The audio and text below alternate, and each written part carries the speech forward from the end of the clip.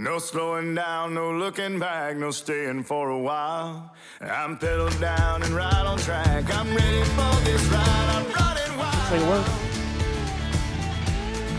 I'm potatoes, Mark's cow. Alfred! Come here! Wait, what? We just made it afoot. I'm running wild.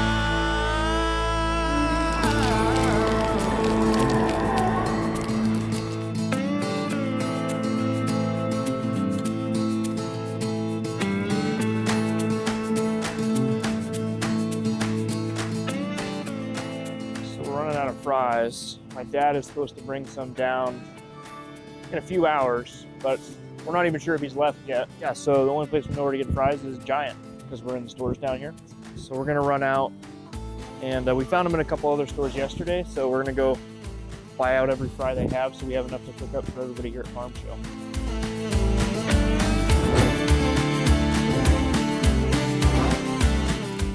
We're down to like 6 bags probably at the stand, so I don't know, for 5 hours probably need like 20 bags. See how many they've got.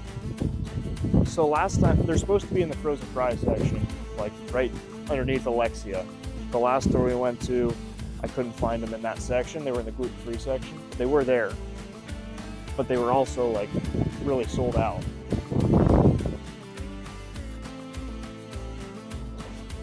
All right, so they're not in this section.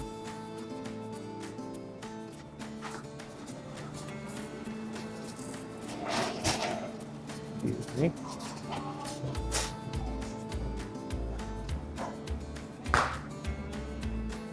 Maybe. Oh, French fries. Ooh. Score. Look at that, and they actually have them in stock. So we're gonna clean them out.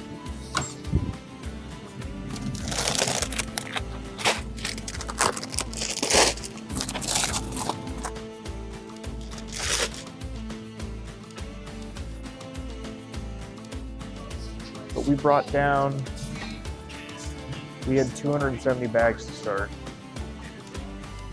270 pounds. And we went through them all.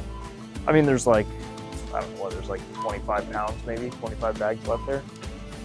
So, yeah. I don't know, that was just the third day?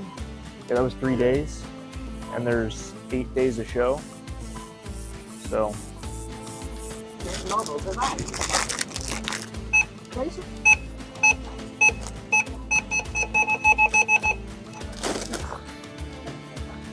Oops.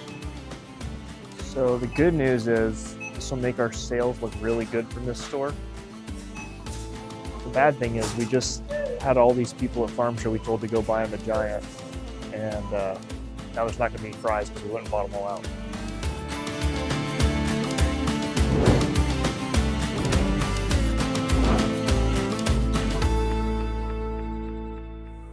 Tuesday morning, 4th day of the show. So we got our fries restocked. We grabbed fries from Giant yesterday, but then my dad also, just in the nick of time, we were almost out of the fries that we had bought from Giant, and my dad brought us another trailer load down from home. So we're set now. We got enough, hopefully, for the rest of the show. But we went through, 270 pounds in the first 3 days, serving samples here down at Farm Show. What we've been doing down here is sampling our Folkland farm fries. So we make these up at the farm with our organic potatoes. That's kind of what the whole Folkland thing is about. You know, basically a super clean French fry product. It's cooked in olive oil, gluten-free. It's made with our organic potatoes from our farm. The mission and the vision behind the brand to bring some food back to the community where people are eating it. So we've met a lot of people who said their families used to grow potatoes, but they don't anymore. There's a lot of farms that went out of business. And, that's a big part of our mission, is to create a market here where we can get other farmers growing these potatoes so we can make them into fries. we go back and look at all the problems we had during the whole growing season and the harvest and all the work I spent with our contract growers, getting them to grow potatoes for us. And it was a really tough farming season. And so then we get to come down here and, talk with real people, put our food in front of them, get them to try it. And it kind of makes it all worth it. All of those problems that we had, you just get this response out of people that they really, really love the product, and they love the story, and they get what Folkland's all about. Farm Show's kind of unique in that way. It's just consumers, everyday people who eat food get to come and see, the beauty of the farm culture in Pennsylvania. So it's kind of cool for Folkland to be part of that.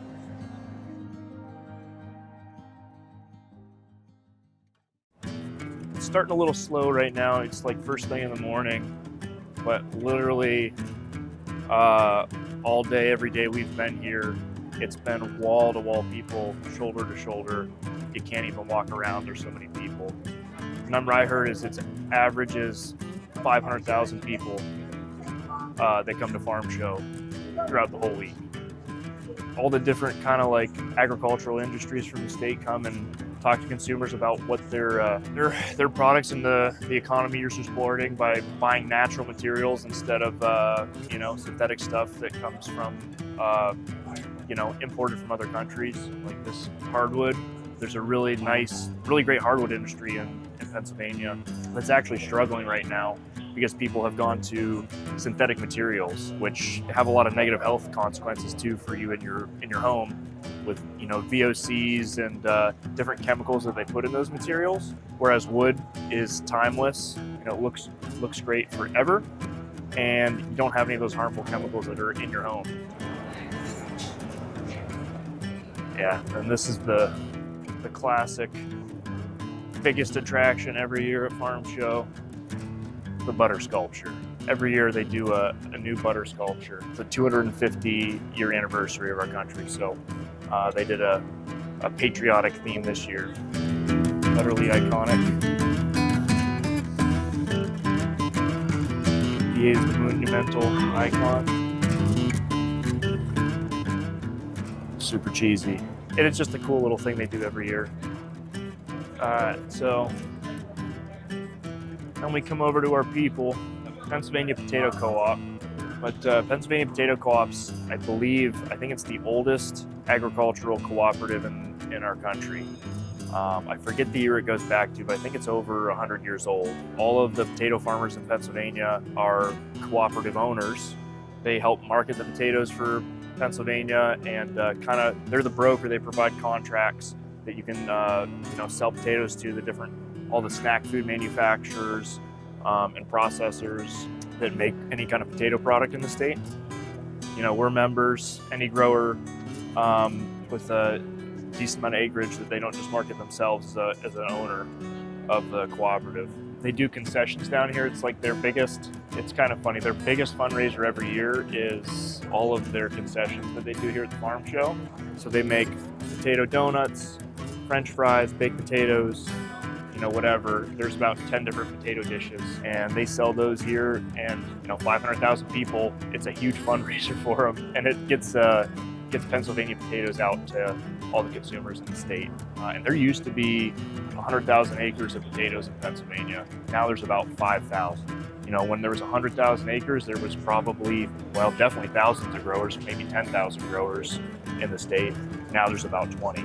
So, but the tradition's still alive, even if the industry's not. And that's the same thing. That's kind of what we're about, is trying to get some of that industry back and grow food closer to where people are eating it. So the mushroom industry, I don't know. I mean, a lot of people don't even realize how many mushrooms are grown in Pennsylvania. We're the mushroom capital of the United States. So I don't know the percentage. Chester County produced 321 million pounds of just button mushrooms. That's not even the other kinds of mushrooms that they produce. It's number one in the United States, and it's by a really large margin. I don't know what percent of it is they grow, but it's a huge percentage of the mushrooms come from Pennsylvania. You need to make a compost to grow the mushrooms in. And so they take all the waste straw and manure and wood chips and stuff and grass clippings, and they make a compost. that they grow these mushrooms in. After they grew the mushrooms on it, they can't use it again because there can be disease built up, after they use it. But we're buying a lot of that compost in to spread on our fields because it still has a lot of nutrient content. It's a great compost. So it's kind of cool how those things all work together. You have all these different crops and different industries together. They all intersect really nicely. Their waste can be something of a lot of value for us when we're growing potatoes.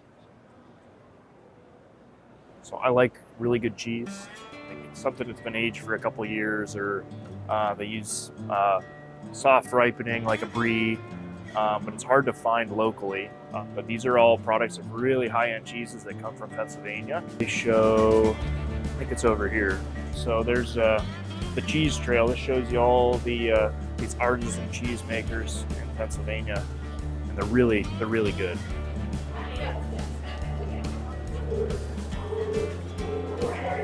Baby goat snuggling. Not my thing exactly, but baby goats are pretty cute. I think they've got a live stream going. QR code to get there. Are you guys YouTubers? We're starting to do a little bit of content. We have a brand. Okay. That's a Pennsylvania brand of organic French fries. Yeah, I've been YouTubing for 2 years or so. I do a little bit different, mainly live streams. Yeah. And live. I got 230 goats to take care of. 230 goats? Yeah. Yeah, we take this show on the road and do this. Kind of on the road. I'd say we do about 5 or 6 big shows a year. And then a whole bunch of little things like birthday parties or colleges. Oh, like instead of renting a bounce house, you can rent the goats for a couple hours. That's great. That's exactly it. That's great. Yeah, we load them up and head out. Yeah. All right, so we just talked to this this goat snuggling guy. He's got a tattoo that says the Goat Father. So on his arm, it says the Goat Father. He's the goat guy. He does these goat snuggling events where like he comes to somewhere like a farm show, and you can pay $5, looks like, and you go in and you can snuggle with goats. He also takes this like to birthday parties and other events, state fairs. But anyways, he just gave a ton of tips on how he grew his pretty substantial following on social media. Super cool guy. It was really cool to meet somebody else, in the state who's, doing stuff on social media, but also like agritourism related, showcasing some Pennsylvania farm stuff. All right, so I'm just wrapping up my time here at Farm Show, but basically it's been a great reminder of what a vibrant small farm culture looks like, and I think Pennsylvania is one of the few places that we still have that. When most of our food is now coming from really large consolidated corporate entities, you get to walk around somewhere like Farm Show and you see that what it looks like to have small family farms producing food close to the people who are buying it. Kind of comes back to, ties in with our mission at Folkland to connect urban and rural communities with the people who are growing their food, highlight how organic and regenerative practices can make a big impact on not just the environment, our soil and our water, but on our communities and the people who are doing the work. You got to come to Farm Show and see it to feel what it's like. Just a really unique feeling of people who really care about the products that they're producing and that absolutely love what they do. That's part of our mission, is we want to get more growers back in our local communities that are growing organic potatoes, and we can provide them a high value market where you can actually support a family farm again and bring back at least a little bit of that industry to our state. I mean, this is why we're here. That's why we came to Farm Show. We think there's something really beautiful about Farm Show illustrating. You have all those people, right? You have those producers here, those rural farm families, and then you have people from the cities and the suburbs who are coming here to enjoy all of the awesome products that Pennsylvania farms have to offer.